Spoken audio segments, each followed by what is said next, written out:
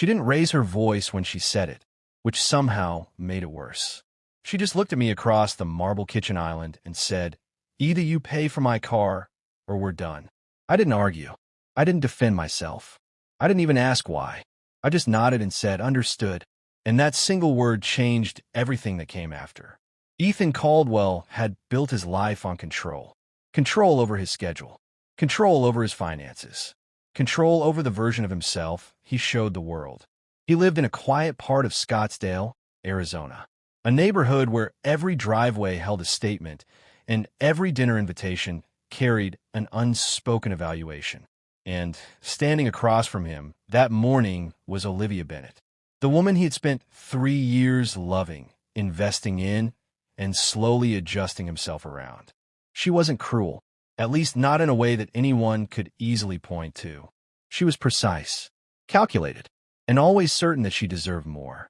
Her car sat outside in the driveway, a sleek European model that had recently started making a noise she described as unacceptable. The repair estimate had come the night before. $17,000. Ethan had read the number twice, then a third time, not because he couldn't afford it, but because of what it meant. This wasn't about the car. It never was. It was about expectation. It was about a line that had been quietly moving for months. And now it had reached a point where silence would either solidify everything or end it. Olivia leaned against the counter, arms folded, watching him with an almost clinical curiosity. "You're not saying anything," she said. "I understand what you said," Ethan replied calmly. And I heard you clearly." There was a pause, a small, almost invisible flicker in her expression. She wasn't expecting that response.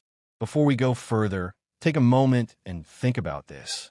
If you were in Ethan's position, would you have pushed back right then, or stayed quiet like you did? Because silence, in moments like this, is never neutral. It's a decision. That afternoon, Ethan left the house earlier than usual. He didn't go to his office. He didn't call anyone. Instead, he drove across town to a smaller bank branch he rarely used. He sat in the parking lot for almost 20 minutes before going inside. Inside, everything felt slower, less polished, more honest. He met with a financial advisor named Daniel Mercer, someone who had helped him years ago before his income had grown into something more impressive. "I need to move some things around," Ethan said. Daniel looked at him carefully. "Big purchase?" Ethan shook his head slightly. "No, big decision." They reviewed accounts. They reviewed investments. But what mattered wasn't the numbers. It was the shift in intention behind them. For the first time in a long time, Ethan wasn't optimizing for growth. He was preparing for separation. Back at the house, Olivia had already made assumptions. She had texted her friends. She had casually mentioned that Ethan was taking care of it. Because in her mind, this wasn't a negotiation. It was confirmation. That evening, when Ethan walked in, she greeted him with a kind of soft warmth that hadn't been there that morning. "Long day?" she asked. "Productive," he said. She smiled, not out of affection, but out of validation. "Good," she replied. "I knew you'd handle it." Ethan set his keys down slowly. "Olivia," he said, "I need to be clear about something." Her expression tightened slightly. "I'm not paying for the car." The air shifted instantly. It wasn't explosive. It wasn't dramatic. It was quiet, cold, like something invisible had just broken between them. She stared at him for a long moment. "Then I guess we're done," she said. There was no hesitation in her voice. And that was the moment Ethan had been preparing for all day. "Understood," he replied again. This time, it landed differently. Not as compliance, but as closure. Olivia blinked. She hadn't expected him to accept it so easily. "What does that mean?" she asked. "It means I'll move my things out by the end of the week," Ethan said. Her composure cracked for just a second. "You're serious?" "Yes." "No, a discussion?" "There was a discussion," he said calmly. "This morning." She stepped forward, frustration rising now. "You're really going to throw this away over a car?" Ethan shook his head. "No," he said quietly. "I'm not." And that sentence carried more weight than anything else he had said all day. The next few days were efficient, almost surgical. Ethan packed only what was his: clothes, documents, a few personal items that still held meaning. He didn't linger. He didn't revisit old memories. Olivia watched it happen in stages.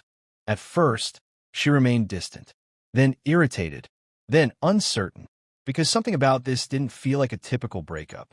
There was no pleading, no anger, no attempt to win her back, just movement. On the third day, she finally asked the question that had been building inside her. Why aren't you fighting for this? Ethan paused. He looked at her, really looked at her, for what felt like the first time in months. Because I already know what I'd be fighting for, he said. And what's that? She challenged. A version of this relationship where the expectations never stop increasing. She opened her mouth to respond, but nothing came out. Because deep down, she understood exactly what he meant. Before we finish this story, I want to ask you something. Do you think Olivia truly believed she was being unreasonable, or had this dynamic become normal for her over time? By the end of the week, Ethan was gone. No dramatic exit. No final argument. Just absence. And in the silence that followed, something unexpected happened. Olivia began to question herself. Not immediately, not dramatically, but slowly, in the quiet moments when the house felt larger than it used to, when small inconveniences no longer had immediate solutions, when the absence of certainty became impossible to ignore. Ethan, on the other hand, didn't rush into anything new. He adjusted, recalibrated. He rebuilt his routines without the constant need to anticipate someone else's expectations. And over time, something subtle but powerful settled in. Clarity, not about Olivia specifically, but about himself, about the line he had allowed to move for too long, about the cost of silence, and about the quiet strength it takes to finally say enough without raising your voice.